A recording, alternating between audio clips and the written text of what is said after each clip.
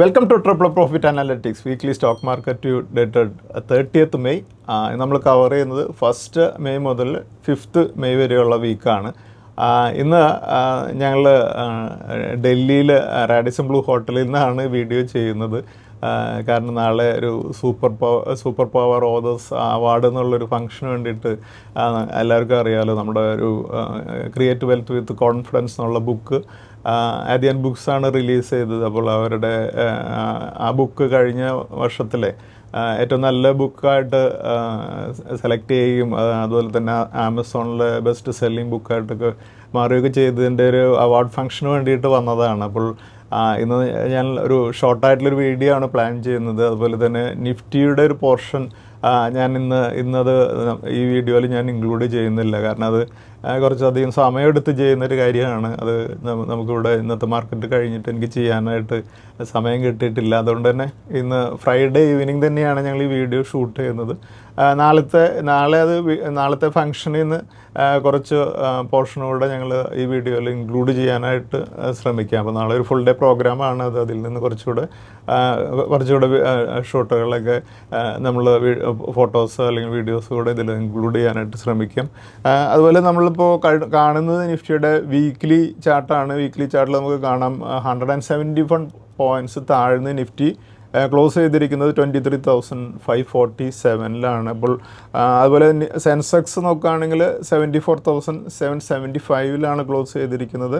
639 points താഴ്ന്നാണ് സെൻസെക്സും close ചെയ്തിരിക്കുന്നത്. അതുപോലെ നിഫ്റ്റിയുടെ മിഡ് ക്യാപ്പ് ഇൻഡെക്സ് ആണെങ്കിൽ അതേസമയം 334 പോയിൻറ്റ്സ് ഉയർന്ന് 61,723 ക്ലോസ് ചെയ്തിരിക്കുന്നത്. കഴിഞ്ഞ വീക്കിൽ മിഡ് ക്യാപ്പ് ഇൻഡെക്സ് പുതിയൊരു ലൈഫ് ടൈം ഹൈ ആയിട്ടുള്ളൊരു 62,907.5 എന്നുള്ളൊരു ലൈഫ് ടൈം ഹൈ നിഫ്റ്റിയുടെ മിഡ് ക്യാപ്പ് ഇൻഡെക്സ് സെറ്റ് ചെയ്യിക്കുകയുണ്ടായി. അപ്പോൾ കഴിഞ്ഞ വീക്കിൽ നമ്മൾ മിഡ് ക്യാപ്പുകളിലും സ്മോൾ ക്യാപ്പുകളിലൊക്കെ വളരെ നല്ല രീതിയിലുള്ള പെർഫോമൻസ് നമ്മൾ കഴിഞ്ഞ വീക്കിൽ കാണുകയുണ്ടായി. അപ്പോൾ അതുകൊണ്ട് തന്നെയാണ് നിഫ്റ്റിയുടെ മിഡ് ക്യാപ്പ് ഇൻഡെക്സ് ഇതുപോലൊരു 334 പോയിൻറ്റ്സിൻ്റെ അഡീഷനോടുകൂടി പുതിയൊരു ലൈഫ് ടൈം ഹൈ കൂടെ സെറ്റ് ചെയ്തിട്ട് 61,723 ക്ലോസ് ചെയ്തിരിക്കുന്നത്. അതുപോലെ നിഫ്റ്റിയുടെ സ്മോൾ ക്യാപ്പ് ഇൻഡെക്സ് നോക്കുകയാണെങ്കിൽ 182 പോയിൻറ്റ്സ് കൂടെ ഉയർന്ന് 18,138 ക്ലോസ് ചെയ്തിരിക്കുന്നത് നമുക്ക് കാണാൻ സാധിക്കും. അപ്പോൾ ഇത് മാർക്കറ്റിൽ നമ്മൾ ഇപ്പോൾ കഴിഞ്ഞ ഒരു വർഷത്തിലധികമായിട്ട് മാർക്കറ്റിൽ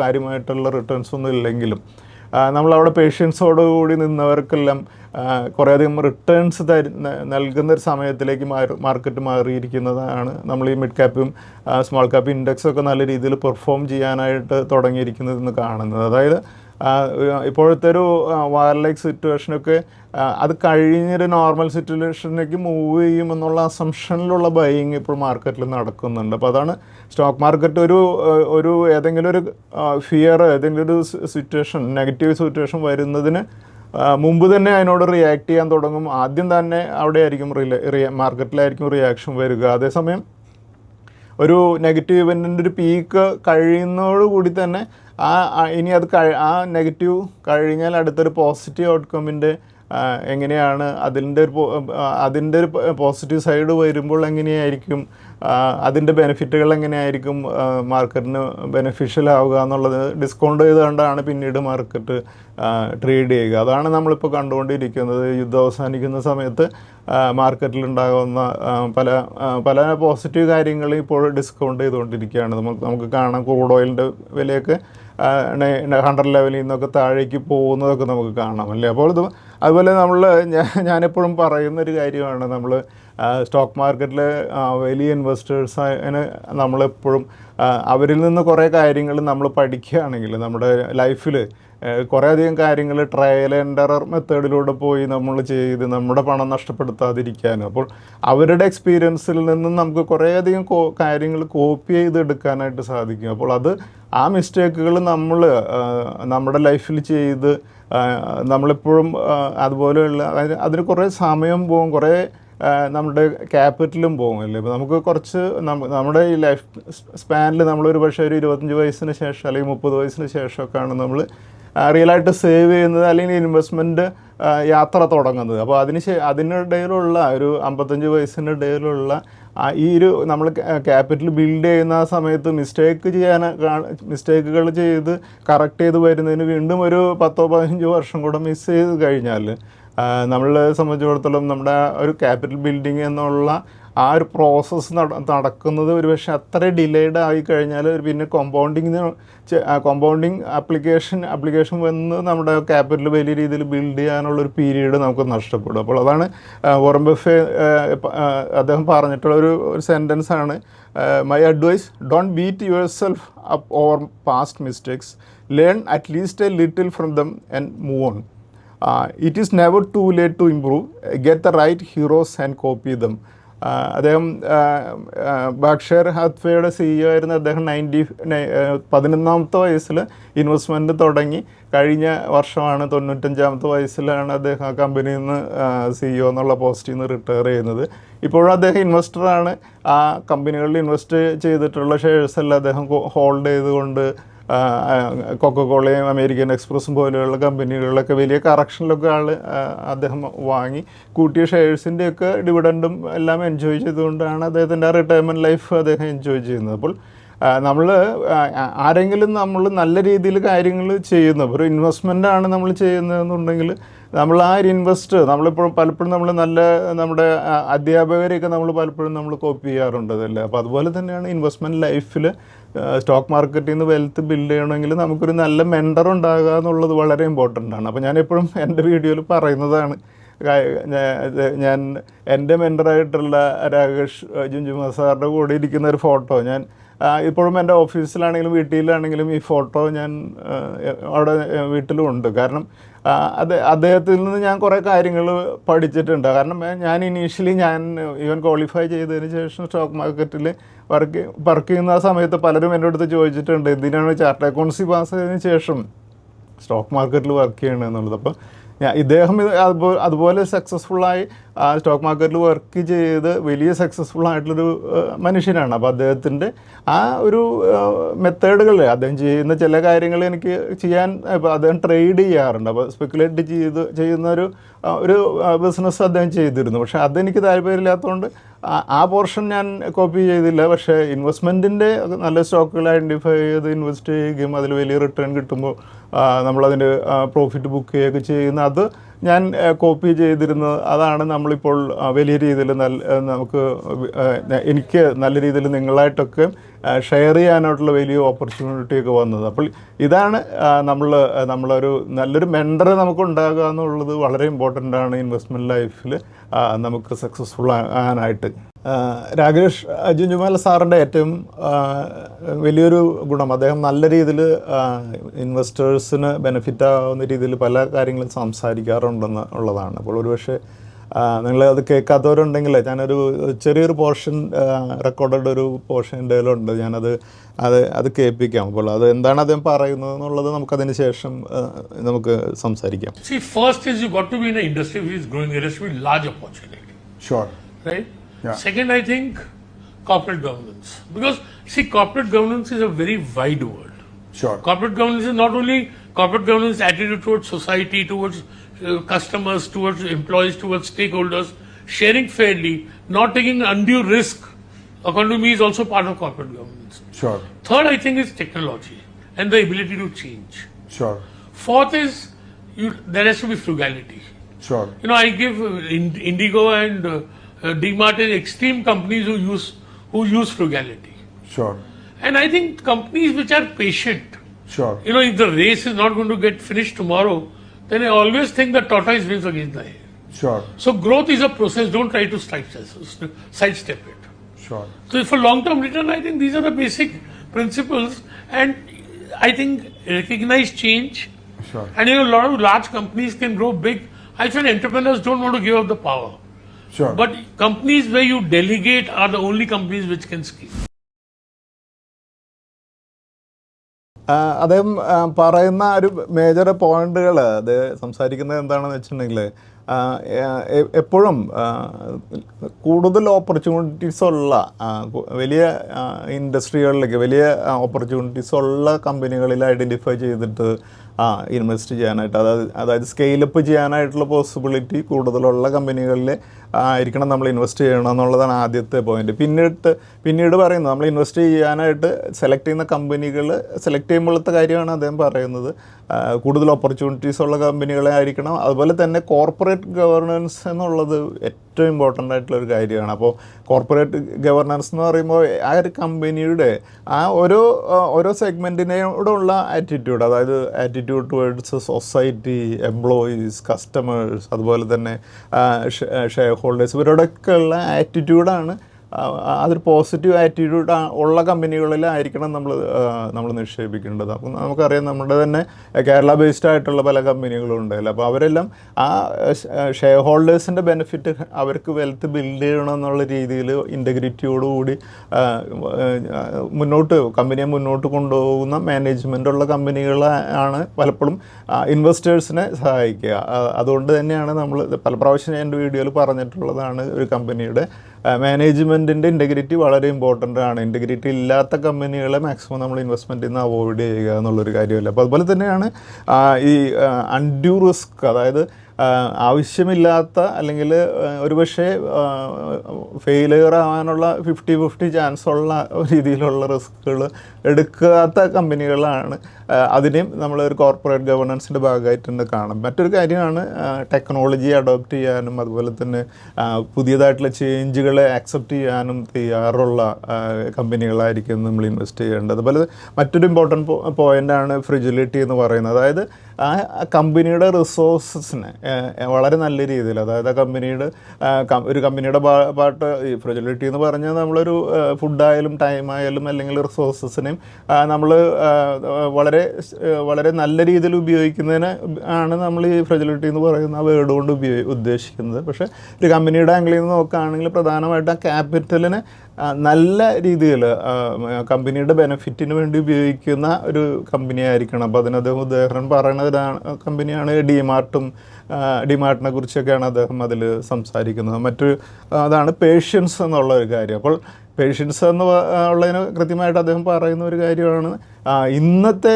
വിജയത്തിന് വേണ്ടി ഏതെങ്കിലും ഒരു ഷോർട്ട് കട്ട് മെത്തേഡുകളിൽ കൂടെ പോകുന്നതിന് പകരം നാളെ വിജയിക്കുന്നതിന് വേണ്ടി കുറച്ച് കഷ്ടപ്പാടിൻ്റെ ദിവസങ്ങളിലൂടെ മുന്നോട്ട് പോയിട്ട് നാളത്തെ വിജയത്തിന് വേണ്ടിയിട്ട് വർക്ക് ചെയ്യുന്ന കമ്പനികളെ ആയിരിക്കണം നമ്മൾ പ്രിഫർ ചെയ്യേണ്ടത്. അപ്പോൾ അതാണ് പറയുന്നത് അദ്ദേഹം, ഇങ്ങനെ നാളെ ആ ഒരു ലക്ഷ്യത്തോടുകൂടി പോകുന്ന കമ്പനികളിൽ എപ്പോഴും ടോയ്സ് ആയിരിക്കും മൊയലിനേക്കാളും വിജയിക്കാനുള്ള സാധ്യത എന്നുള്ളതാണ് അദ്ദേഹം പറയുന്നത്. അപ്പോൾ വളരെ ഒരു ലോങ് ടൈം വിഷനോടുകൂടി ഇപ്പോഴത്തെ ഒരു വിജയത്തിന് വേണ്ടി അല്ലാതെ വർക്ക് ചെയ്യുന്നൊരു കമ്പനിയായിരിക്കണം നമ്മൾ സെലക്ട് ചെയ്ത് നമ്മൾ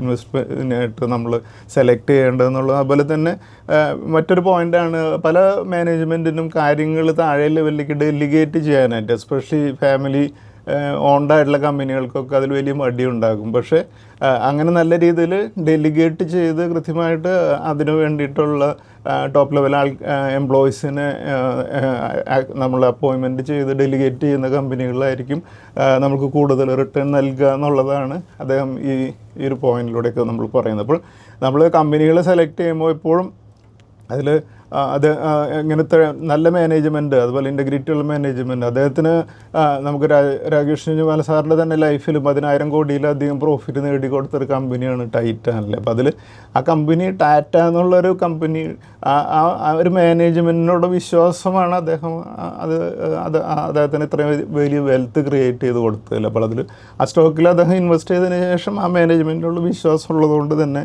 ആ കമ്പനിയിൽ ഒന്നും തന്നെ ചെയ്യാതെ സ്റ്റോക്ക് അദ്ദേഹത്തിൻ്റെ പോർട്ട്ഫോളിയോയിൽ ഹോൾഡ് ചെയ്തുകൊണ്ട് ആ കമ്പനിക്കൊപ്പം വലിയ വെൽത്ത് ക്രിയേറ്റ് ചെയ്ത വ്യക്തിയാണ് അദ്ദേഹം. അപ്പോൾ അതാണ് നമ്മൾ നല്ല കമ്പനികളെ ഐഡൻറ്റിഫൈ ചെയ്യുമ്പോൾ ബേസിക്കലി ചെയ്യേണ്ട കാര്യങ്ങളെക്കുറിച്ചാണ് അദ്ദേഹം അതിൽ പറഞ്ഞത്. അപ്പോൾ ഇവരിൽ നിന്നൊക്കെ നമുക്ക് കുറേ പാഠങ്ങൾ നമുക്ക് പഠിച്ചു കഴിഞ്ഞാൽ അത് നമ്മുടെ ലൈഫിലേക്ക് കൊണ്ടുവന്ന് നമുക്ക് ഇംപ്ലിമെൻറ്റ് ചെയ്യാനായിട്ട് സാധിക്കണം. അപ്പോൾ നമ്മൾ അതുപോലെ തന്നെ ഒരു ഇൻവെസ്റ്റർ എപ്പോഴും നമ്മൾ ഒരിക്കലും investor should not act out of fear, greed, ego or confusion.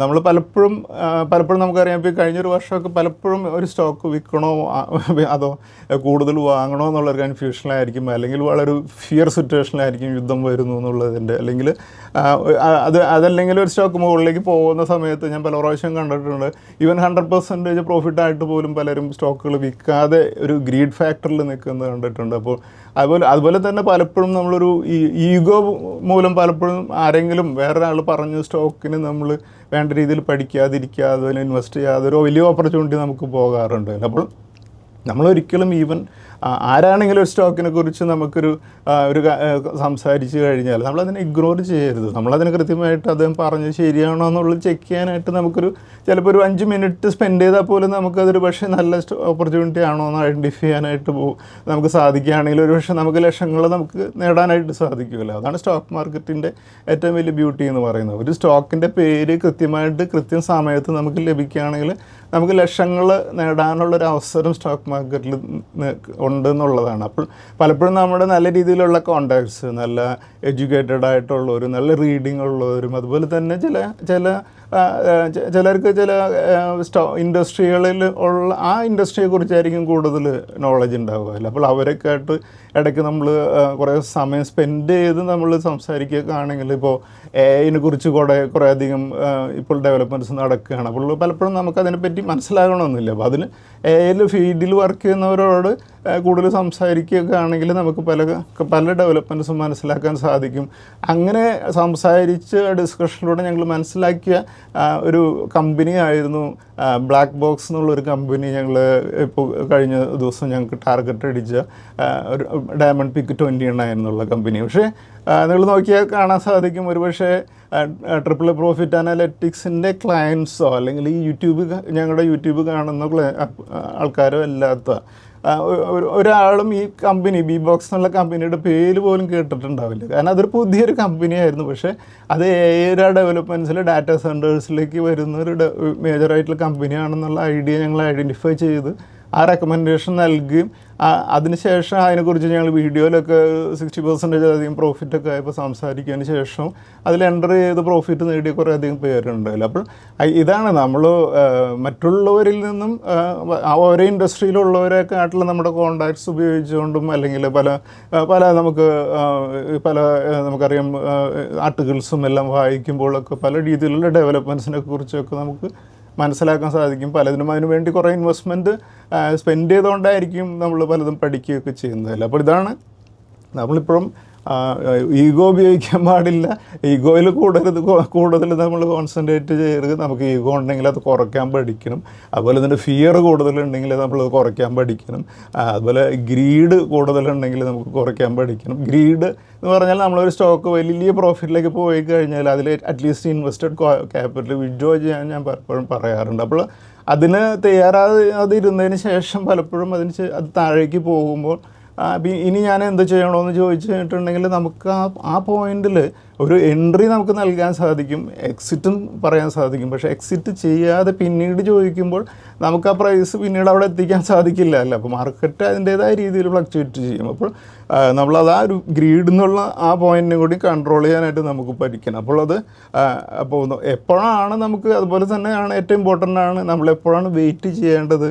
അവിടെ നമ്മളൊരു ഇൻവെസ്റ്റർ എന്നുള്ള നിലയ്ക്ക് നമ്മളവിടെ വെയിറ്റ് ചെയ്യുക എന്നുള്ളതും നമ്മുടെ ഒരു ഡ്യൂട്ടിയാണ്. അപ്പോൾ അവിടെ ഒരു ഇൻവെസ്റ്റർക്ക് കഴിഞ്ഞൊരു വർഷം നമ്മൾ എല്ലാവരും ഫേസ് ചെയ്ത വിഷയമാണ്, സ്റ്റോക്കിൽ ഇൻവെസ്റ്റ് ചെയ്തിട്ട് താഴെ പോയിട്ടുണ്ടെങ്കിൽ അല്ലെങ്കിൽ അത് അനങ്ങാന്ന് കിടന്നിട്ടുണ്ടെങ്കിൽ നമ്മളവിടെ വെയിറ്റ് ചെയ്യേണ്ടി വന്നിട്ടുണ്ടല്ലോ. അപ്പോൾ ആ വെയിറ്റ് ചെയ്യുക എന്നുള്ളതും അതുപോലെ തന്നെ ഇമ്പോർട്ടൻ്റ് ആയിട്ടുള്ളൊരു കാര്യമാണ്. അതുപോലെ ഞങ്ങൾ ആദ്യൻ ബുക്സ് എന്നുള്ള ഞങ്ങളുടെ ക്രിയേറ്റ് വെൽത്ത് വിത്ത് കോൺഫിഡൻസ് എന്നുള്ള ബുക്ക് പബ്ലിഷ് ചെയ്ത അവരുടെ കഴിഞ്ഞ വർഷത്തെ ഏറ്റവും നല്ല ഓതേഴ്സിന് ഒരു സൂപ്പർ പവർ ഓതേഴ്സ് എന്നുള്ളൊരു അവാർഡ് ഫംഗ്ഷന് വേണ്ടിയിട്ട് ആണ് ഞങ്ങളിവിടെ വന്നിരിക്കുന്നത്. അപ്പോൾ അതിൽ നാളെയാണ് ആ ഫംഗ്ഷൻ വരുന്നത്. അപ്പോൾ അതിലെ കുറച്ച് വീഡിയോ അല്ലെങ്കിൽ ഫോട്ടോസൊക്കെ ഞങ്ങൾ നാളെ പബ്ലിഷ് ചെയ്യുന്നതിന് മുമ്പ് ഈ വീഡിയോയിൽ ഇൻക്ലൂഡ് ചെയ്യാം.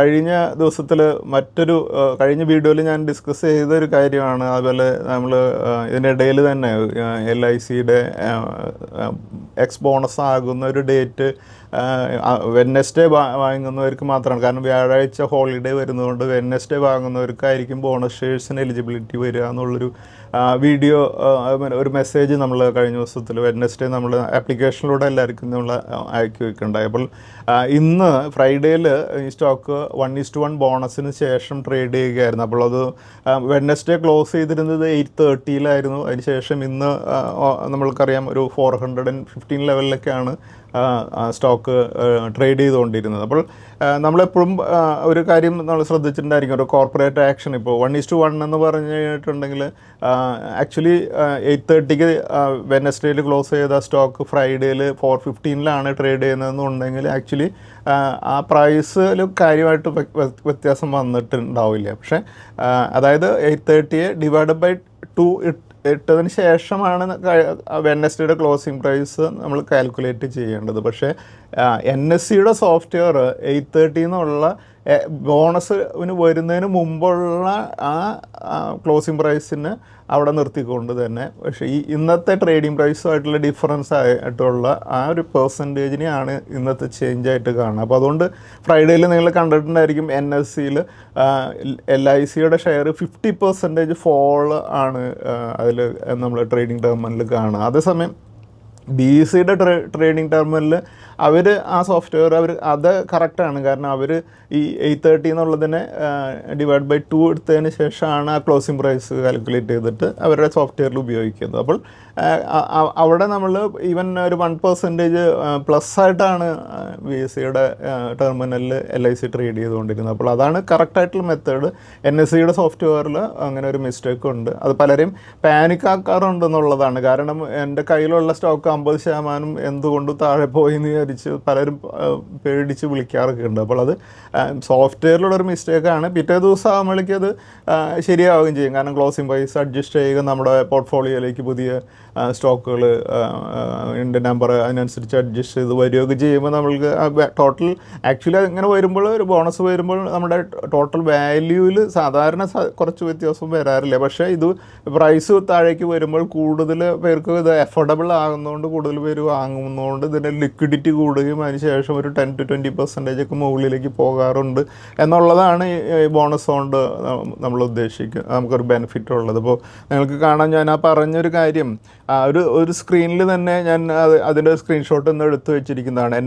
NSEയിൽ LICയുടെ ഷെയർ 50% ഡൗൺ ആയിട്ടും അതേസമയം BSEയിൽ ആ സ്റ്റോക്ക് തലേദിവസം റേറ്റായിട്ട് യാതൊരു ചേഞ്ചും ഇല്ലാതെയും ട്രേഡ് ചെയ്യുന്നത് നിങ്ങൾക്ക് ഒരേ സ്ക്രീനിൽ ഞാൻ എടുത്തിരിക്കുന്ന സ്ക്രീൻഷോട്ടിൽ നിന്ന് കാണാൻ സാധിക്കും. അപ്പോൾ ഇതുപോലെയുള്ള എന്തെങ്കിലും കോർപ്പറേറ്റ് ആക്ഷൻ ഉണ്ടാകുന്ന സമയത്ത് NSEയുടെ സ്റ്റോക്ക് ആ ഒരു ദിവസം തെറ്റായിട്ടുള്ള ഡാറ്റയാണ് ആ പെർസെൻറ്റേജ് ചേഞ്ച് കാണിക്കുക.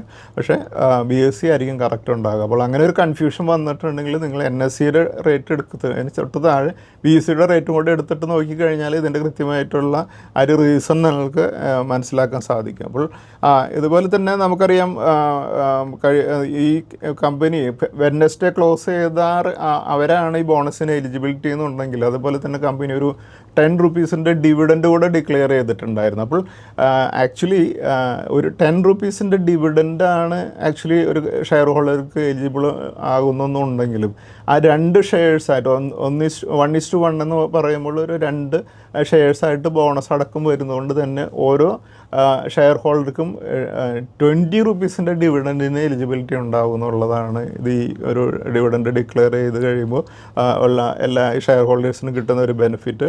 ഇപ്പോൾ നമ്മൾ കാണുന്നത് LICയുടെ ചാർട്ടാണ്. LICയുടെ ചാർട്ടിൽ നമുക്ക് കാണാം സ്റ്റോക്ക് ബോണസിൻ്റെ ശേഷമുള്ള വിലയ്ക്ക് അനുസരിച്ച് അഡ്ജസ്റ്റ് ചെയ്തതിന് ശേഷമുള്ള ചാർട്ടാണ്. അപ്പോൾ 415 LIC ക്ലോസ് ചെയ്തിരിക്കുന്നത്.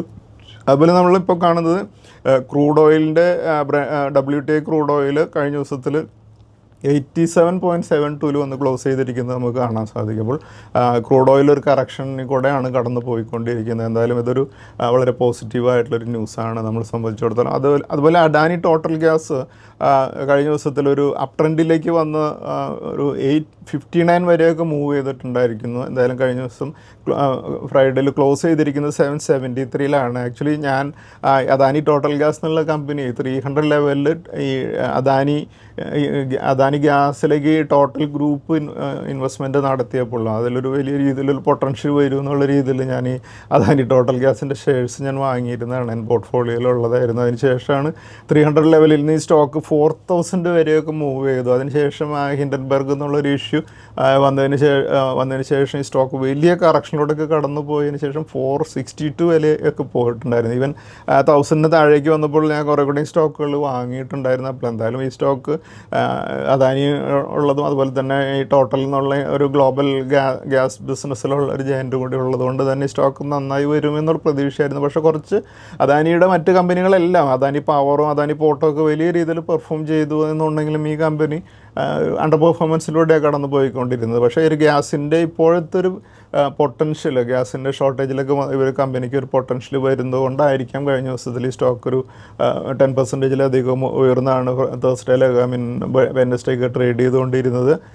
ഈ സ്റ്റോക്ക് ഇനിയും ഒരു അപ് ട്രെൻഡ് കണ്ടിന്യൂ ചെയ്യാനുള്ള പോസിബിലിറ്റി ഉണ്ട്. കാരണം 4000 നിന്നുള്ളൊരു കറക്ഷനാണ് ആക്ച്വലി വന്നിട്ടുള്ളത്. എന്തായാലും ഒരു ഡിസ്ക്ലെയിമർ ഉള്ളത് ഞാൻ ഈ സ്റ്റോക്ക് ഹോൾഡ് ചെയ്യുന്നു എന്നുള്ളതാണ്.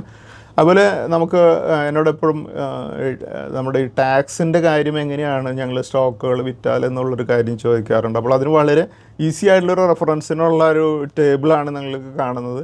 ലോങ് ടൈമിന് നമുക്ക് നോക്കുകയാണെങ്കിൽ ലോങ് ടൈം ക്യാപിറ്റൽ ഗെയിനും ഷോർട്ട് ടൈം ക്യാപിറ്റൽ ഗെയിനിൻ്റെയും ടാക്സ് റേറ്റുകൾ തമ്മിൽ വ്യത്യാസമുണ്ട്.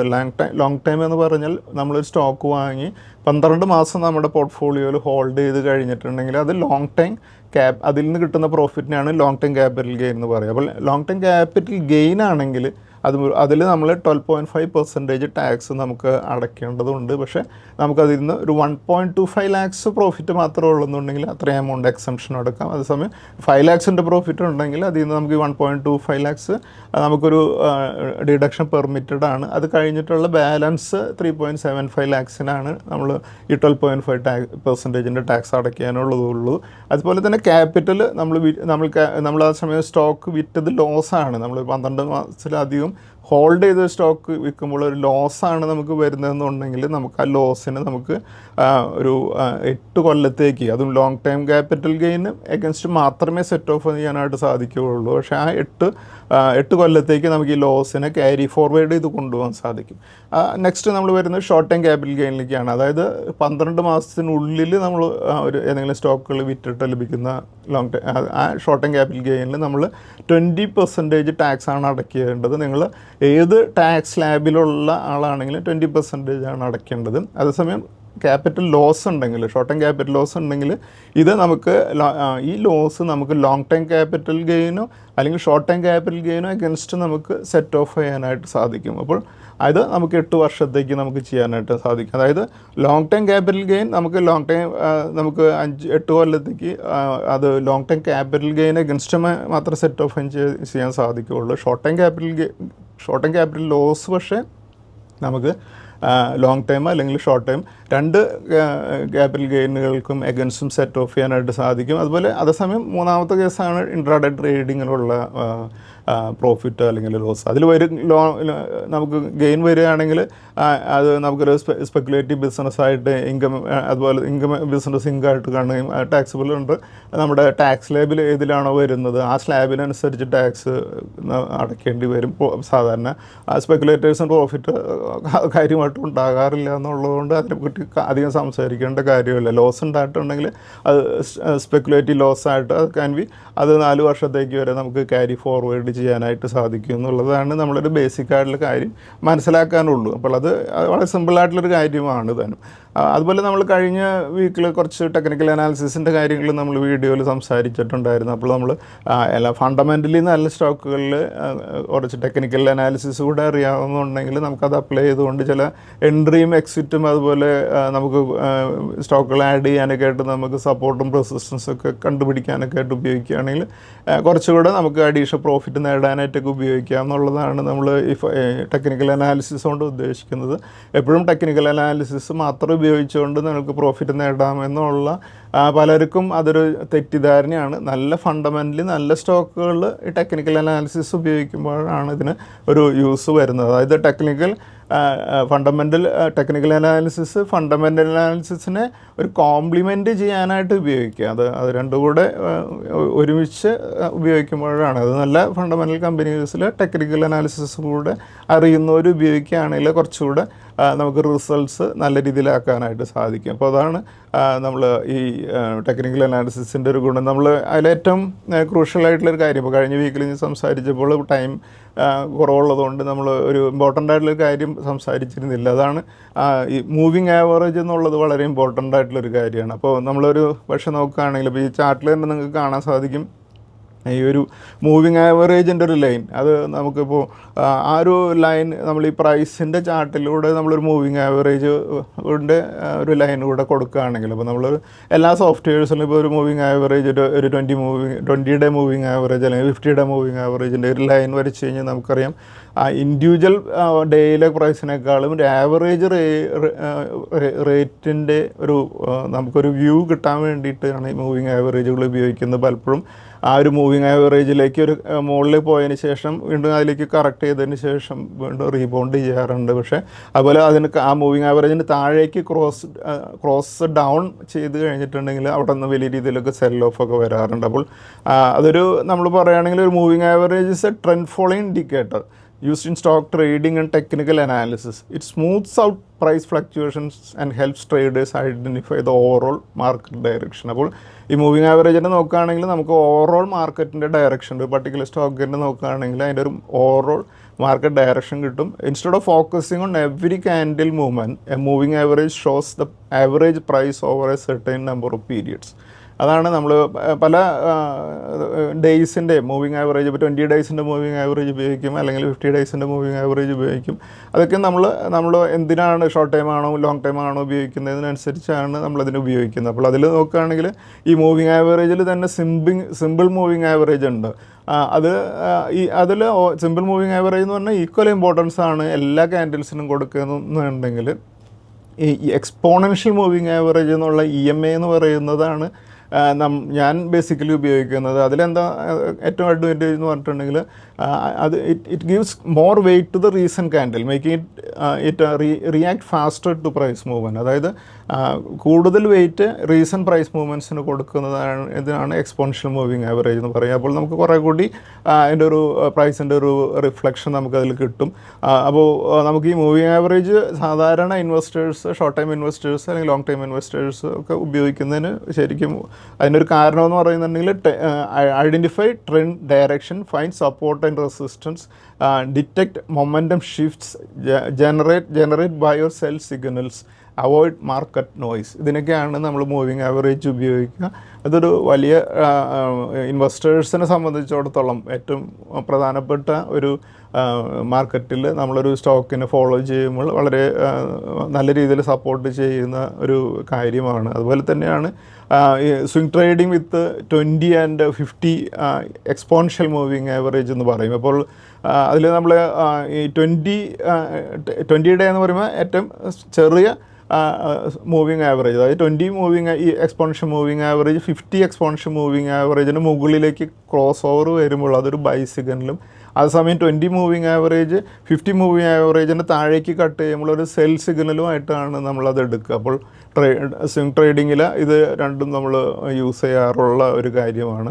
അത് പ്രാക്ടിക്കലി രണ്ട് മൂവിങ് ആവറേജുകളൊക്കെ സെറ്റ് ചെയ്യുകയാണെങ്കിൽ നമ്മളൊരു സേവ് ചെയ്യുന്ന ഒരു ചാർട്ടിൽ നമുക്ക് സെറ്റ് ചെയ്യുകയാണെങ്കിൽ നമുക്കത് എപ്പോഴും വളരെ ഹെൽപ്ഫുള്ളാകാറുണ്ട്. പിന്നീട് നമ്മൾ ഉപയോഗിക്കുന്ന ഒരു 50 മൂവിങ് ആവറേജ് ആണ്. ലോങ് ടൈം ഇൻവെസ്റ്റേഴ്സ് എല്ലാം ഉപയോഗിക്കുന്നതാണ് 50 exponential moving average 200 day exponential moving ആവറേജും ക്രോസ് ഓവർ, ഇതിനെയാണ് ഗോൾഡൻ ക്രോസ് ഓവർ എന്ന് പറയുക. അപ്പോൾ ഈ 50 എക്സ്പോണൻഷ്യൽ മൂവിങ് ആവറേജ് താഴെ നിന്ന് 200 മൂവിങ് ആവറേജിനും ക്രോസ് ഓവർ ചെയ്ത് കഴിഞ്ഞാൽ അതൊരു ബുള്ളിഷ് സിഗ്നലായിട്ടും, അതേസമയം താഴേക്ക് ക്രോസ് അണ്ടർ ചെയ്ത് കഴിഞ്ഞിട്ടുണ്ടെങ്കിൽ അതൊരു ബെയറിഷ് സിഗ്നലായിട്ടും സെൽ സിഗ്നലായിട്ടുമാണ് നമ്മൾ കാണേണ്ടത്.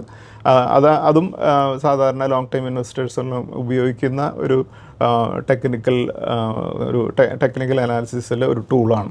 പലപ്പോഴും എൻ്റെ കസ്റ്റമേഴ്സ് അതുപോലെ തന്നെ നമ്മുടെ വ്യൂവേഴ്സൊക്കെ നല്ല ഫീഡ്ബാക്കുകൾ തരാറുണ്ട്. അപ്പോൾ അത് നമുക്ക് വലിയ സന്തോഷം, അല്ലെങ്കിൽ നമുക്ക് ആ ചെയ്യുന്ന എഫർട്ടിന് നമുക്കൊരു നമ്മളൊരു ഫീഡ്ബാക്ക് ലഭിക്കുമ്പോൾ വലിയ സന്തോഷം തോന്നുന്ന ഒരു കാര്യമാണ്. അപ്പോൾ കഴിഞ്ഞ ദിവസത്തിൽ ഞാൻ ഈ ബുക്ക് വാങ്ങിയതിന് ശേഷം എനിക്കൊരു 1-2 പേരൊരു ഫീഡ്ബാക്ക് തരികയുണ്ടായി. അത് ജസ്റ്റ് ഒന്ന് ഞാൻ അതിലൂടെ പോകാം നമുക്ക്. Good afternoon sir, I came to Kerala for a short vacation and 2 days ago I ordered your book Create Wealth with Confidence through Amazon. I received it today, and as I will be traveling back to Oman this week, I will be taking the book with me. I look forward to reading it and sharing my humble feedback with you. It has been a pleasure to be in association with the Triple Profit Analytics Limited. Earlier I used to invest in stocks in small quantities based on tips from YouTube. However, since beginning my journey with the Triple Profit Analytics in 2022, both my confidence and my family's confidence in the stock market have significantly improved. I am happy to share that my portfolio has grown to approximately rupees 1.3 crores with an annualized return of around 12%.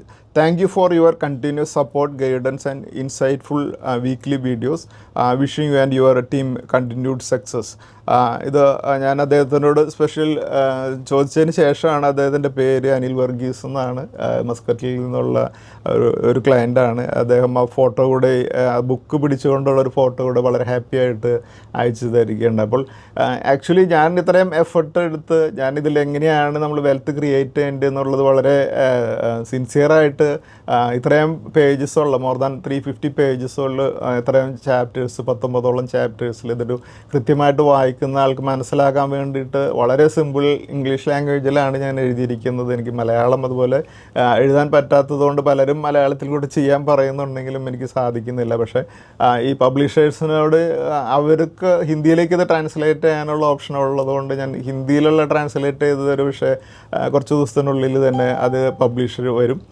അതുകൊണ്ട് ഞാൻ ഈ book കൃത്യമായിട്ട് ഉപയോഗിക്കാനായിട്ട് അതിനു വേണ്ടിയൊരു effort, അതായത് ഇതൊരു book വായിക്കണമെങ്കിൽ ഒരു ആഴ്ച നമ്മളൊരു മണിക്കൂറൊക്കെ മാറ്റി വെച്ചാൽ പോലും ഇത് വായിക്കാൻ സാധിക്കും. അപ്പോൾ അത് നമ്മുടെ ലൈഫിൽ ഇപ്പോൾ അദ്ദേഹത്തിന് ഒരു 1.3 crores പോർട്ട്ഫോളിയോ ആയിട്ടുണ്ടെങ്കിൽ വരും ദിവസങ്ങളിൽ അതിനെ ഒരു 10 crores പോർട്ട്ഫോളിയോയിലേക്ക് കൊണ്ടുപോകാനായിട്ടുള്ള ബേസിക് ഗൈഡൻസാണ് ഈ ബുക്കിൽ നിന്ന് അദ്ദേഹത്തിന് ലഭിക്കുക. അപ്പോൾ അതാണ് നമ്മുടെ ഒരു ലൈഫിലെ ഏറ്റവും ക്രൂഷ്യൽ ഒരു കാര്യമാണ് ഒരു ചെറിയൊരു ബുക്ക് വായിച്ച് അതിൽ നിന്നുള്ള ഗൈഡൻസ് കൂടെ നമ്മുടെ ഇൻവെസ്റ്റ്മെൻറ്റ് സൈക്കിളിൽ ഉപയോഗിക്കുക എന്നുള്ളത്. അപ്പോൾ എല്ലാ ദിവസവും നമ്മൾ കുറേയധികം സൈറ്റുകളിൽ പോയി കുറേ കാര്യങ്ങളൊക്കെ നമ്മൾ പഠിക്കുന്നുണ്ടാകും. സോഷ്യൽ മീഡിയ ആണ് ഇന്ന് പലപ്പോഴും പല കാര്യങ്ങളും നമ്മളെ ഇൻഫ്ലുവൻസ് ചെയ്യുന്നതെന്നുണ്ടെങ്കിലും ഒരു സ്ട്രക്ചേർഡ് രീതിയിൽ നമുക്കൊരു സ്റ്റോക്ക് മാർക്കറ്റ് ഇൻവെസ്റ്റ്മെൻറ്റ് പഠിപ്പിക്കുന്ന ബുക്കുകൾ നമ്മുടെ എഡ്യൂക്കേഷൻ സിസ്റ്റത്തിലില്ല.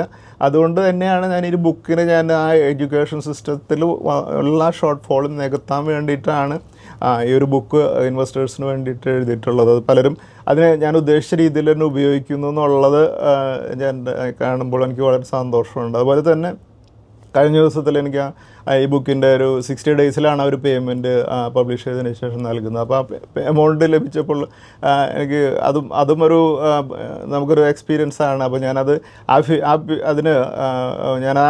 അതിന് ലഭിക്കുന്ന എമൗണ്ട് ഞാൻ കുറച്ച് ചാരിറ്റി വർക്കുകൾ ചെയ്യാൻ തന്നെയാണ് ഉദ്ദേശിക്കുന്നത്, അല്ലാതെ അത് ഞാൻ സേവ് ചെയ്യാൻ ഉദ്ദേശിക്കുന്നേ ഇല്ല. അപ്പോൾ പലരും അതിൻ്റെ പ്രൈസ് 1900 ആണ്. ആമസോൺ അത് വിൽക്കുന്നത് ഇപ്പോൾ ഡിസ്കൗണ്ടഡ് റേറ്റിൽ 1500+ ഒക്കെ ആയിട്ടാണ് പല ദിവസങ്ങളിൽ അവർ വിൽക്കുന്നത്. അപ്പോൾ അതിൽ നിന്ന് ഞാനൊരു സേവ് ചെയ്യാനല്ല ഉദ്ദേശിക്കുന്നത്, അതിനൊരു കോസ്റ്റ് ഉണ്ട്. അതിൽ നിന്ന് കുറച്ചൊരു നമുക്കൊരു മാർജിൻ ലഭിക്കുകയാണെങ്കിൽ അത് എന്തെങ്കിലുമൊക്കെ നമുക്ക് ഏതെങ്കിലും കുട്ടികളിലേക്ക് പഠിത്തത്തിനൊക്കെ ആയിട്ട് ഉപയോഗിക്കാമെന്നാണ് നമ്മൾ വിചാരിക്കുന്നത്. അപ്പോൾ അതുപോലെ തന്നെ മറ്റൊരു ക്ലയൻറ്റിൻ്റെ ഒരു ഫീഡ്ബാക്കാണ്, after reading your great book build wealth with confidence, I learned a lot about reading financial results of a company, and now started to follow financial results of our Diamond Peak stocks when they publish. The book gives great insight and taught us to stay invested patiently in the market. Before reading the book, I did not give much importance to the quarterly numbers of a company, but now I understand this is the most important factor we have to follow before and after investing in a company. I also verified the debt levels of each Diamond Peak you have recommended, and debt equity ratio is found below 1 for each of them as furnished in the research reports. Thanks once again. അതാണ് മറ്റൊരു feedback. അതുപോലെ ഒരു ക്ലയൻറ്റിൻ്റെ ഒരു voice എനിക്ക് വളരെ എല്ലാവർക്കും helpful ആകാൻ സാധ്യതയുണ്ടെന്ന് തോന്നിയൊരു വോയിസാണ്. അത് ഞാനൊന്നിവിടെ പ്ലേ ചെയ്യാം. നമസ്കാരം സജീഷ് സാർ. വളരെയധികം സന്തോഷത്തോടു കൂടിയാണ് ഞാൻ ഈ മെസ്സേജ് അയക്കുന്നത്. Diamond pick 29 B box 100% target achieve ചെയ്തിരിക്കുകയാണല്ലോ, അതും വളരെ ചെറിയ കാലം കൊണ്ട്. നമുക്കറിയാം, കഴിഞ്ഞ ഒരു വർഷം എന്ന് പറഞ്ഞാൽ മാർക്കറ്റ് വൊളാറ്റിലിറ്റി നല്ല രീതിയിൽ നമ്മളെ ബാധിച്ച സമയമായിരുന്നു. നമ്മൾ കണ്ടതാണ് ഈ സ്റ്റോക്കുകളൊക്കെ വളരെ താഴ്ന്ന ലെവലിലോട്ട് പോവുകയും എന്നാൽ റിക്കവർ ചെയ്ത സമയത്ത് വളരെ ഫാസ്റ്റായിട്ട് ടാർഗറ്റിലോട്ട് അച്ചീവ് ചെയ്യുകയും ആണ് ചെയ്തത്. ഞാനിതിൽ 14 lakhs ആണ് ഇൻവെസ്റ്റ് ചെയ്തിരുന്നത്. അതിലിപ്പോൾ സാറിൻ്റെ അഡ്വൈസ് പ്രകാരം ക്യാപിറ്റൽ പോർഷൻ ഞാൻ വിഡ്രോ ചെയ്തിട്ടുണ്ട്. ഏകദേശം 10202 1030 ആ ഒരു പ്രൈസ് ലെവലിലാണ് ഞാൻ ബുക്ക് ചെയ്തിരിക്കുന്ന പ്രോഫിറ്റ്. അപ്പോൾ ആ എമൗണ്ട് ഞാൻ അടുത്ത ഡയമണ്ട് പിക് 34 ഓൾറെഡി ഇൻവെസ്റ്റ് ചെയ്തും കഴിഞ്ഞിരുന്നു. എന്തായാലും സാറിൻ്റെ കണ്ടിന്യൂസ് ആയിട്ടുള്ള വീഡിയോസും റിമൈൻഡേഴ്സും മെസ്സേജസുകളൊക്കെയാണ് ഇത്രയധികം കോൺഫിഡൻസ് നമുക്ക് ഇത്രയും വൊളാറ്റിലിറ്റി ഉള്ള മാർക്കറ്റിലും പിടിച്ചിരിക്കാൻ നമ്മളെ സാധിപ്പിച്ചത്. എനിക്ക് നേരത്തെ ഉണ്ടായിരുന്ന ഒരു മെൻറ്റാലിറ്റി ഉണ്ടായിരുന്നു, എന്തേലും ഒരു മാർക്കറ്റ് താഴോട്ട് പോവുകയോ പ്രൈസ് ലെവൽ താഴോട്ട് വന്നു കഴിഞ്ഞാൽ നമുക്ക് ഒരു ഫീലിംഗ് ഉണ്ടായിരുന്നു, എന്തൊക്കെ സംഭവിക്കാൻ പോകുന്നു, പെട്ടെന്ന് പൈസ വിഡ്രോ ചെയ്യുക, പെട്ടെന്ന് ആ സ്റ്റോക്കിൽ നിന്ന് എക്സിറ്റ് ചെയ്യുക എന്നുള്ളൊരു ഹാബിറ്റ് ഉണ്ടായിരുന്നു. പക്ഷേ ഈ സാറുമായിട്ട് അസോസിയേറ്റ് ചെയ്തതിന് ശേഷം നമ്മുടെ കോൺഫിഡൻസ് ലെവൽ നല്ല രീതിയിൽ ബിൽഡായിരിക്കുകയാണ്. അതായത് സാറ് ഈ പിക്കിൻ്റെ കൂടെ തരുന്ന റിപ്പോർട്ട് നമ്മൾ പഠിച്ചു കഴിഞ്ഞാൽ നമുക്ക് ആ കമ്പനിയെക്കുറിച്ചുള്ള കോൺഫിഡൻസ് കൂടും. നമ്മൾ അതിൻ്റെ എന്തോ ഒരു ഓണറായി എന്നുള്ള അല്ലെങ്കിൽ ഒരു പാർട്ണറായി എന്നുള്ള ഒരു ബോധ്യം വരികയും എന്തൊക്കെ സംഭവിച്ചാലും ഇതിനൊക്കെ ഒരു കമ്പനിക്ക് ഒരു നല്ലൊരു ഭാവി ഉണ്ടെന്നുള്ളൊരു കോൺഫിഡൻസ് നമുക്ക് തരികയാണ് ചെയ്യുന്നത്.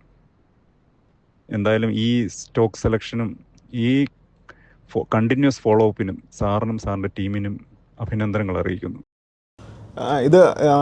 അദ്ദേഹം പറഞ്ഞ ഒരു കോൺഫിഡൻസ് ഉണ്ടല്ലോ, ഒരു സ്റ്റോക്കിൽ കൂടുതൽ ഇപ്പോൾ അദ്ദേഹം ഒരു സിംഗിൾ സ്റ്റോക്കിൽ 14 lakhs ഇൻവെസ്റ്റ് ചെയ്യാനുള്ള ഒരു കോൺഫിഡൻസ്, ആ ഒരു കോൺഫിഡൻസ് കിട്ടണമെങ്കിൽ അതിന് പുറകിലൊരു പ്രൊഫഷണൽ ഒരു സർവീസ് ഉള്ളതുകൊണ്ട് അതുപോലെ തന്നെ അതിന് കൃത്യമായിട്ടുള്ള ഫോളോ അപ്പുകളും അതിനുള്ള വീഡിയോകളും ഞങ്ങളെപ്പോഴും എന്ത് മാർക്കറ്റിൽ പ്രശ്നം ഉണ്ടായാലും ഇവിടെ ഞങ്ങളുടെ ഈ വീക്ക്ലി വീഡിയോ ഉണ്ടായിരിക്കും. എന്തെങ്കിലും ഒരു ക്വസ്റ്റ്യൻ ചോദിച്ചു കഴിഞ്ഞാൽ അതിന് റിപ്ലൈ ഞങ്ങൾ നൽകാറുണ്ട്. അപ്പോൾ അങ്ങനെ പോകുമ്പോഴാണ് ഒരു സ്റ്റോക്കിൽ ഹോൾഡ് ചെയ്യാനുള്ള ധൈര്യം വരിക. അപ്പോൾ നമ്മളൊരു എന്തെങ്കിലും ഒരു മിന്നുന്ന ഒരു ടിക്കറിനെ അല്ല വാങ്ങുന്നത്, നമ്മൾ റിയൽ ഓപ്പറേഷനുള്ള ഒരു കമ്പനിയാണ് വാങ്ങുന്നത്, അതിലൊരു പാർട്ട്ണറാണ് അല്ലെങ്കിൽ ഒരു ഷെയർ ഹോൾഡറാണ് ഞാൻ എന്നുള്ളത് മനസ്സിലാക്കി കഴിഞ്ഞാൽ അതിലൊരു പ്രൊമോട്ടർ ഗ്രൂപ്പ് ഉണ്ട്, അതുപോലെ ഇത്രയധികം എംപ്ലോയീസ് ഉണ്ട്, ഇത്രയധികം മാനേജ്മെൻറ്റിൽ വർക്ക് ചെയ്യുന്ന, അതുപോലെ തന്നെ കമ്പനിയിൽ വർക്ക് ചെയ്യുന്ന എംപ്ലോയീസ് ഉണ്ട്. അപ്പോൾ അവരുടെ ആ ഒരു ടീമിൽ ഞാനും ചേർന്നതിന് ശേഷം അവിടെ എന്തെങ്കിലും ചെറിയൊരു പ്രശ്നം ഫ്ലക്ച്വേഷൻ ഒക്കെ ഉണ്ടാകുമ്പോൾ ഞാൻ അവിടെ നിന്ന് ഓടിപ്പോകാതിരിക്കുക എന്നുള്ള രീതിയിൽ നിന്നാൽ മാത്രമാണ് സ്റ്റോക്ക് മാർക്കറ്റ് നമുക്ക് റിവാർഡ് തരുള്ളൂ. അപ്പോൾ അതാണ് എന്തെങ്കിലും ഒരു ഇഷ്യൂ വരുമ്പോഴേക്കും എവിടെയെങ്കിലും സോഷ്യൽ മീഡിയയിൽ കാണുന്നൊരു നെഗറ്റീവ് ന്യൂസ് കണ്ട് നമ്മൾ സ്റ്റോക്കിനെ വലിച്ചെറിഞ്ഞതിന് ശേഷം ആവരുത് നമ്മൾ ചിന്തിക്കുന്നത് എന്നുള്ളത് ഞാൻ റിപ്പീറ്റായിട്ട് പറയുന്നതിൻ്റെ ഒരു കാര്യം. അതിൻ്റെ ഒരു ബെനിഫിറ്റാണ് അദ്ദേഹത്തിന് ഇപ്പോൾ 14 lakhs പ്രോഫിറ്റ് നേടിക്കൊടുത്തിരിക്കുന്നത്. അപ്പോൾ ഇതാണ് നമ്മളെപ്പോഴും കണ്ടിന്യൂസ് ആയിട്ട് പറഞ്ഞുകൊണ്ടിരിക്കുന്ന ഒരു കാര്യം. അതുപോലെ തന്നെ ഒരു 2-3 ഫീഡ്ബാക്കുകളോട് ഞാൻ വായിക്കാം. അവർ ഈ ബ്ലാക്ക് ബോക്സ് എന്നുള്ള ഈ സ്റ്റോക്കിൽ പ്രോഫിറ്റ് ബുക്ക് ചെയ്തതിന് ശേഷം അയച്ചിരിക്കുന്നതാണ്. Really appreciated. In the consolidated market, we were able to sell the stock at 110% profit. Average buying price was 486. This was possible because of your deep knowledge of the stock market and your guidance in helping us build wealth. We truly appreciate it. Big hugs from our family, and may God bless you and your family. As you advise, just we sell capital amount only. Another അതൊരു ഡോക്ടറുടെ ഒരു ഫീഡ്ബാക്കാണ്. Good afternoon sir, hope you all well. Thank you so much to you and the AAA team for recommending Diamond Peak 29 B-Box. I have successfully booked B-Box at Target. I truly appreciate your guidance during uncertain times. Whenever we felt worried, you always came forward with encouragement and advice to stay patient and hold your positions. That is what makes AAA special. Once a AAA customer, we always stay with your team because of your dedication and consistent support. I will be using my profits from Black Box to invest in a Diamond Peak 34. Thank you again for everything.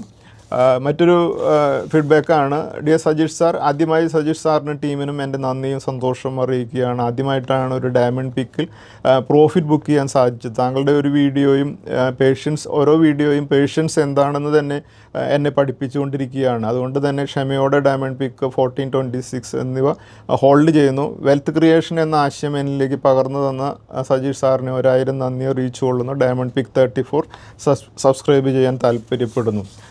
അതുപോലെ dear sir, 100% profit within 362 days, retrieved investment and kept profit portion invested in diamond pick 34. മറ്റൊരു ഒരു ക്ലയൻറ്റിൻ്റെ ഒരു ഫീഡ്ബാക്കാണ്. I would like to convey my profound gratitude to Sajesh sir and entire AAA team for their exceptionally insight recommendations through Diamond Peak 29. My husband and I embarked on our investment journey with the AAA team by subscribing the Diamond Peak Jupiter wagon.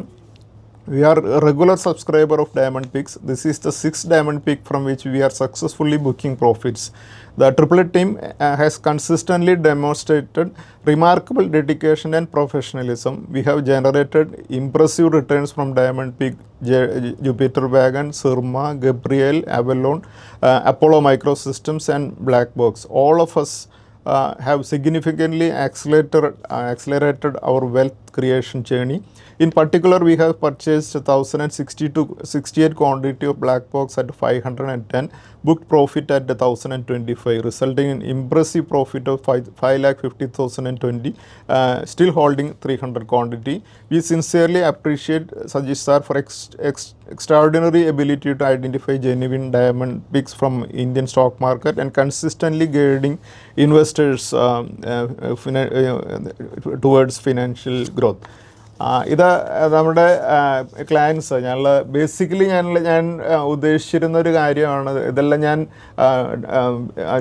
Rakesh സാറിൽ നിന്ന് പഠിച്ചൊരു കാര്യമാണ്. അദ്ദേഹം ഓരോ സ്റ്റോക്കുകളിലും 25 crores 50 crores ഒക്കെ invest ചെയ്യുന്ന ഇതും അതുപോലെ അതിൽ നിന്ന് അദ്ദേഹം പലപ്പോഴും 100 crores ഓരോ സ്റ്റോക്കിലും പ്രോഫിറ്റ് നേടുന്നതൊക്കെ കണ്ടിട്ടുള്ളതാണ്. അപ്പോൾ അതിൽ നിന്നാണ് ഞാൻ അറ്റ്ലീസ്റ്റ് മലയാളികളെ 5 ലക്ഷം ഒരു സ്റ്റോക്കിൽ ഇൻവെസ്റ്റ് ചെയ്ത് അതിൽ നിന്നൊരു 10 ലക്ഷം അല്ലെങ്കിൽ ഒരു 15 ലക്ഷമൊക്കെ പ്രോഫിറ്റ് നേടുന്ന ഒരു മെത്തേഡ് പഠിപ്പിക്കണം എന്നുള്ള എൻ്റെ ഒരു വാശിയാണ് സത്യത്തിൽ ഒരു ഡയമണ്ട് പിക്ക് എന്നുള്ള ഒരു പ്രോഡക്റ്റ് തന്നെ ഞങ്ങൾ റിലീസ് ചെയ്യാനായിട്ടുള്ള കാര്യങ്ങളുണ്ടായിരുന്നു. പലരും അതൊരു സക്സസ്ഫുൾ ആകുമെന്നുള്ള വളരെ സംശയിച്ചാണ് നിന്നിരുന്നതെന്നുണ്ടെങ്കിൽ ഇന്ന് ഈ ഫീഡ്ബാക്കുകളിൽ നിന്നൊക്കെ തന്നെ നിങ്ങൾക്ക് അറിയാം, ഇത് റിയൽ ലൈഫ് എക്സ്പീരിയൻസുകളാണ്. അവരുടെ പലരുടെയും ജീവിതത്തിന് മാറ്റിമറിച്ച കാര്യങ്ങളാണ് ഇതെല്ലാം നമ്മൾ സംസാരിച്ചത്.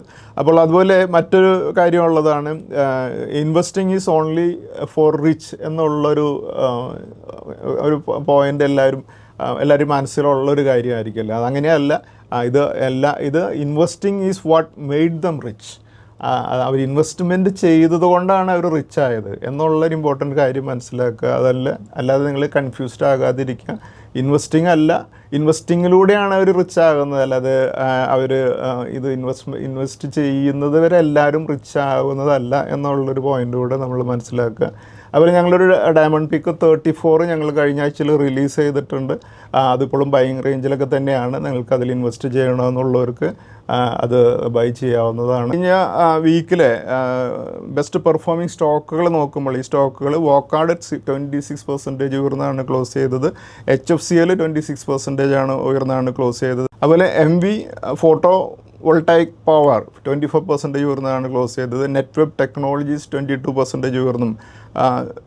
സെം ഇന്ത്യ പ്രോജക്ട്സ് 21% ഉയർന്നും, അദാനി ടോട്ടൽ ഗ്യാസ് 21% ഉയർന്നും, ആദിത്യ ഇൻഫോടെക് 20% ഉയർന്നും, ഓല ഇലക്ട്രിക് 16% ഉയർന്നും, മിൻഡ കോർപ്പറേഷൻ 16% ഉയർന്നും, ട്രാവൽ ഫുഡ് സർവീസസ് 15% ഉയർന്നും, കിർലോസ്കർ ഓയിൽ എഞ്ചിൻസ് 15% ഉയർന്നും, സമ്മാൻ ക്യാപിറ്റൽ 14% ഉയർന്നും, എക്സൈഡ് ഇൻഡസ്ട്രീസ് 13% ഉയർന്നും, ജിൻഡാൽസോ 12% ഉയർന്നും, അദാനി എനർജി 12% ഉയർന്നാണ് ക്ലോസ് ചെയ്തത്. അതുപോലെ നമ്മൾ മറ്റൊരു ബേസിക്കായിട്ടുള്ളൊരു നമ്മുടെ ഒരു കാര്യമാണ് നമ്മുടെ ഇൻവെസ്റ്റ്മെൻറ്റ് സ്ട്രാറ്റജീസ് എന്നുള്ള സെഗ്മെൻറ്റിൽ നമ്മളെപ്പോഴും സംസാരിക്കുന്ന ഒരു കാര്യമാണ് ഏതൊക്കെ സ്റ്റോക്കുകളാണ് അടുത്ത ആഴ്ചയിലേക്ക് ഇൻവെസ്റ്റ്മെൻറ്റിന് നമ്മൾ കൺസിഡർ ചെയ്യേണ്ടതെന്നുള്ളൊരു കാര്യം നമ്മൾ സംസാരിക്കാറുള്ളതാണ്. അപ്പോൾ ഈ ആഴ്ചയിലെ സ്റ്റോക്സ് വിത്ത് ടെക്നിക്കൽ ബ്രേക്കൗട്ടുകളാണ് Wockhardt, Bandhan bank, Nuvoco, SKM egg products, അതുപോലെ അരവിന്ദ് എന്നീ കമ്പനികൾ. ഈ ചാർട്ടുകൾ നമുക്കൊന്ന് നോക്കാം. ഇതിൽ ആദ്യത്തെ ചാർട്ടാണ് വോക്കാർഡ് എന്നുള്ള വോക്കാർഡ് ഫാർമ കഴിഞ്ഞ ദിവസത്തിൽ വലിയൊരു റാലിയോടുകൂടി 2030 മൂവ് ചെയ്ത് ക്ലോസ് ചെയ്തിരിക്കുന്നത് നമുക്ക് കാണാൻ സാധിക്കും. അതുപോലെ സെക്കൻഡ് കമ്പനിയാണ് നുവാക്കോ എന്നുള്ള നുവാക്കോ വിസ്റ്റാസ് കോർപ്പറേഷൻ എന്നുള്ള കമ്പനി. സിമെൻറ്റ് പ്രോഡക്ട്സ് ആണ് ഇവരുടെ പ്രോഡക്റ്റ്. ഈ സ്റ്റോക്ക് ക്ലോസ് ചെയ്തിരിക്കുന്നത് 348 ഈ സ്റ്റോക്ക് ഒരു അപ് ട്രെൻഡിലേക്ക് മൂവ് ചെയ്യാനുള്ളൊരു പോസിബിലിറ്റി ഉണ്ട്. അതുപോലെ ബന്ധൻ ബാങ്ക് ക്ലോസ് ചെയ്തിരിക്കുന്നത് 208 ഈ സ്റ്റോക്കും ഒരു ബ്രേക്കൗട്ടോടുകൂടി ആണ് മൂവ് ചെയ്തുകൊണ്ടിരിക്കുന്നത്. അതുപോലെ അടുത്ത സ്റ്റോക്കാണ് SKM egg products exports India എന്നുള്ള സ്റ്റോക്ക് ഒരു 204 ഒരു ബ്രേക്കൗട്ടോടു കൂടിയാണ് ക്ലോസ് ചെയ്തുകൊണ്ടിരിക്കുന്നത്. അതുപോലെ അരവിന്ദ് ലിമിറ്റഡ് എന്നുള്ള സ്റ്റോക്കാണ് 471 വന്നാണ് ഈ സ്റ്റോക്ക് ക്ലോസ് ചെയ്തിരിക്കുന്നത്. ഇതും ഒരു അപ് ട്രെൻഡിലുള്ള സ്റ്റോക്കാണ്. അപ്പോൾ ഒരിക്കൽ കൂടി നമുക്ക് സ്റ്റോക്സ് വിത്ത് ടെക്നിക്കൽ ബ്രേക്കൗട്ട് നോക്കാം. ഈ സ്റ്റോക്കുകൾ വോക്കാർഡ്, ബന്ധൻ ബാങ്ക്, അതുപോലെ നുവാക്കോ, SKM എഗ് പ്രോഡക്ട്സ്, അതുപോലെ അരവിന്ദ് എന്നീ സ്റ്റോക്കുകളാണ്. ഈ സ്റ്റോക്കുകളെയും ഒരു അപ് ട്രെൻഡിലുള്ളതുകൊണ്ട് നമുക്ക് നമ്മുടെ വാച്ച് ലിസ്റ്റിൽ കീപ്പ് ചെയ്യാം. Thank you. സെബി നൽകുന്ന രജിസ്ട്രേഷനും നിസം സർട്ടിഫിക്കേഷനും റിസർച്ച് അനലിസ്റ്റിന്റെ പ്രകടനത്തിന് ഒരു ഉറപ്പും നൽകുന്നില്ല. സെക്യൂരിറ്റീസ് മാർക്കറ്റുകളിലെ നിക്ഷേപം നഷ്ടസാധ്യതകൾക്ക് വിധേയമാണ്. നിക്ഷേപിക്കുന്നതിന് മുമ്പ് ബന്ധപ്പെട്ട എല്ലാ രേഖകളും ശ്രദ്ധാപൂർവം വായിക്കുക. ഇന്ന് ഉദ്ധരിച്ച സെക്യൂരിറ്റികൾ ഉദാഹരണങ്ങൾ മാത്രമാണ്, റെക്കമെൻഡേഷൻസ് അല്ല.